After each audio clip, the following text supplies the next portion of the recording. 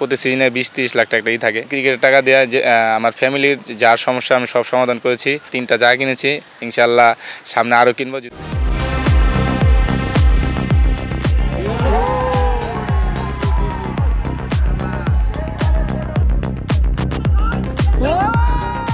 এতদিন মানুষ জানতো জাতীয় দলের ক্রিকেটাররাই কোটিপতি, কিন্তু টেপ টেনিস ক্রিকেট খেলেও যে কোটিপতি হওয়া যায় তার প্রমাণ রাসেল আহমেদ শুক্কুর।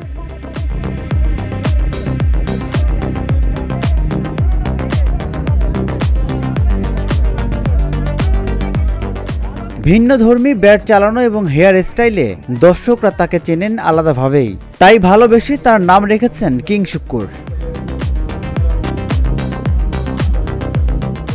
মাঠের খেলায়ও নান্দনিক শট খেলে তুমুল জনপ্রিয় এখন এই টেপ টেনিস ক্রিকেটার।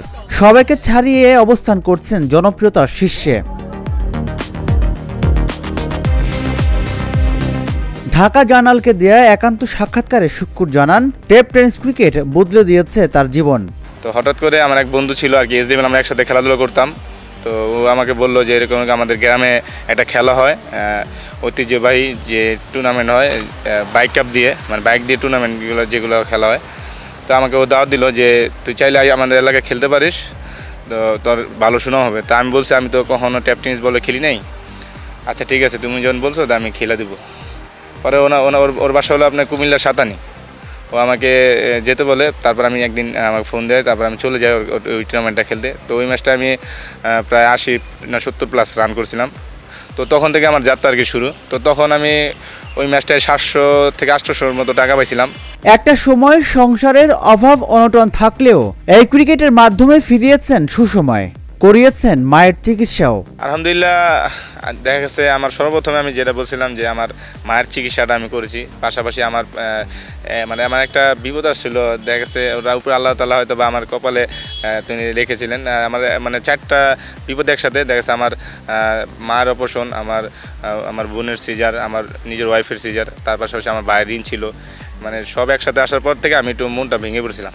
তো তখন আবার করোনা ছিল। তা আমি কখনো ভাবতে পারি না যে করোনার টাইমে এত খেলা হবে আর এত পরিমাণ টাকা তারা দিবে। তো আল্লাহর এক উসিলায় ইনশাআল্লাহ আমি ওই করোনার ভিতরে সবচেয়ে বেশি টাকা কামাইছি। ইনশাআল্লাহ ওই টাকা দিয়ে আমি সব কভার করে নিচ্ছি। দেশ ছেড়ে টেপ টেনিস ক্রিকেটটা বিদেশের মাটিতেও খেলেছিলেন শুক্কুর, তাই এক ম্যাচেই পেয়েছিলেন প্রায় 1.5 লাখ টাকা। ক্যারিয়ারে আমি ইন্ডিয়াতে একটা ম্যাচ খেলছিলাম উদয়পুর।